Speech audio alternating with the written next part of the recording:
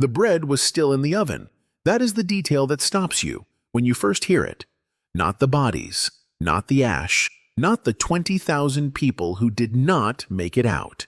When archaeologists began excavating Pompeii in the 18th century, they found 81 carbonized loaves still sitting inside the bakery of a man named Modestus, arranged in the oven exactly as they had been placed there on an ordinary morning nearly 1,700 years before. The baker had not gotten them out. He had not had time. That is what Pompeii is. It is not a ruin. Ruins decay gradually, sink slowly into the earth, give their inhabitants time to leave, time to take things, time to say goodbye. Pompeii did not decay. It was stopped. An entire city of 20,000 people, mid-sentence, mid-meal, mid-thought, sealed under 30 feet of volcanic debris so suddenly and so completely that the bread stayed in the oven and the meals stayed on the tables and the dog stayed chained to the wall because nobody came back to unchain him. What happened on that day, late summer 79 AD, on the southern coast of Italy, is one of the most documented catastrophes in human history. We have the geology. We have the archaeology. We have the plaster casts of the bodies. We even have a letter written by a 17-year-old boy named Pliny the Younger who watched it happen from across the bay and wrote it down in precise and terrified detail for a historian who had asked him to describe what he had seen. We have more evidence for this single day than for entire centuries of ancient history. And yet the thing that Pompeii teaches us in the end has nothing to do with volcanoes. It has to do with the choices people made when they knew they were running out of time. The day began normally. The city had been shaking for days. Small earthquakes, tremors, the kind of underground rumbling that the people of Campania were used to, that they had learned to live with the way people in earthquake country always do, by deciding that this time was probably not the time. Vesuvius had not erupted in recorded memory. It was covered in vineyards. The soil on its slopes was famous for its richness, exactly the richness that volcanically active ground produces over centuries of dormancy. And the farmers who worked those slopes had no reason to understand why. Every year on August 23rd, Romans honored Vulcan, their god of fire, with bonfires and festivals.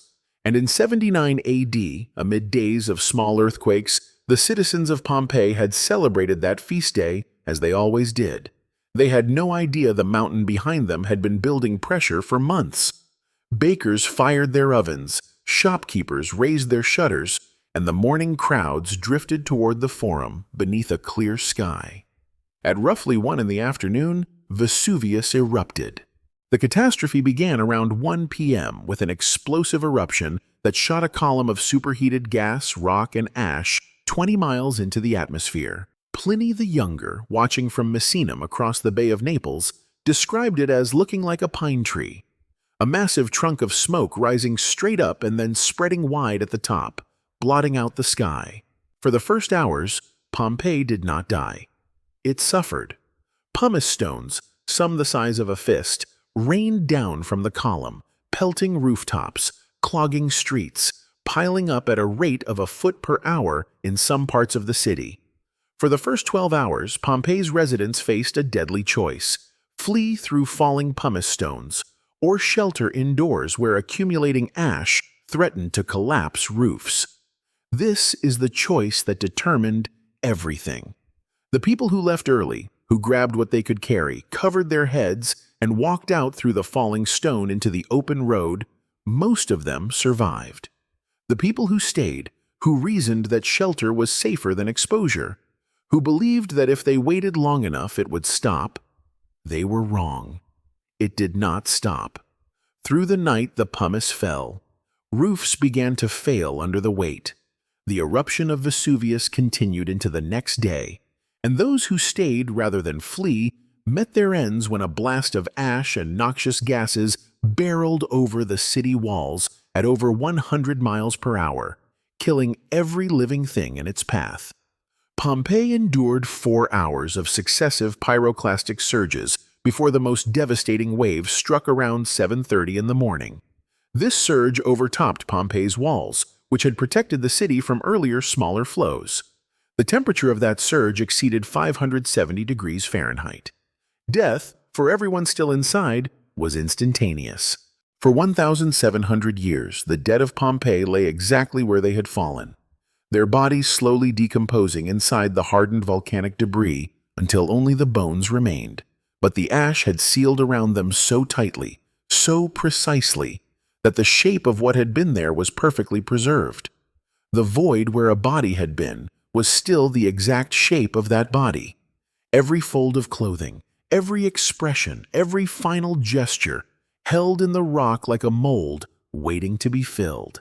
In 1863, an archaeologist named Giuseppe Fiorelli understood what those voids were. He began pouring liquid plaster into them. What came out changed how the world understood Pompeii forever.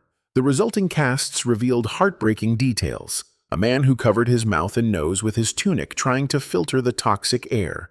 A dog twisting in its death throes while still chained to a post. A woman lying on her side with her hands protecting her belly. A child was found with upward thrusting arms, eyes closed, mouth open, discovered with his parents and a younger sibling in the house of the golden bracelet, under a staircase that had collapsed and killed them. There is the figure known as the muleteer, found crouched in a small corner of a building, hands over his face as if to shut out the suffocating ash, his posture frozen into a moment of panic and helplessness that is hard to shake. There are groupings of families, the bodies of parents angled in a protective direction toward their children, their last moments spent trying to shield someone smaller from what was coming. One of the most heartbreaking is the cast of a guard dog, discovered still chained outside a house, its body contorted in agony, straining against the chain for a freedom that never came. Somebody put that chain on that dog that morning, on a morning that felt like every other morning, and walked away from him, and never came back. For 150 years, archaeologists looked at the casts and told stories about who these people were to each other. Two figures clinging together in the house of the Cryptoporticus were called lovers, then sisters, then a mother and daughter.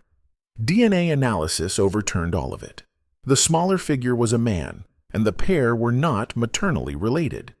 Who they were to each other, nobody can say. Only that in the last minutes they found each other and held on. The DNA also revealed traits like eye color, hair color, and ancestry. They were not abstractions. They were specific people with specific faces who walked those streets and went home to those houses on a morning that started like every other morning they had ever known. The thing about Pompeii, the reason it has held people's attention for 3 centuries since its rediscovery, is not the disaster. Disasters happen. Cities burn, flood, fall. What makes Pompeii unbearable and also irresistible is the preservation. Archaeologists found the city almost entirely intact.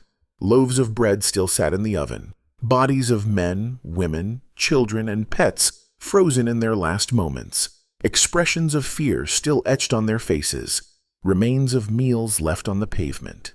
The bread was still in the oven because the baker was still in the city when he should have been on the road. The dog was still chained because somebody made a decision that morning. Stay, shelter, wait it out. And that decision sealed everything that followed. The family died under their staircase together, which means they had time to find each other before the end. Somebody decided that whatever was coming, they were not going to face it apart. Pompeii is a city of last decisions. Every cast, every skeleton, every abandoned meal tells you something about what a person chose when they finally understood they were out of time. Most of us will never face that moment. But the questions it raises, stay or go, shelter or run, alone or together, are not ancient questions. They are the questions any life, eventually, arrives at. Pompeii just made the answers visible, and the bread is still in the oven. After everything, all these centuries, still there,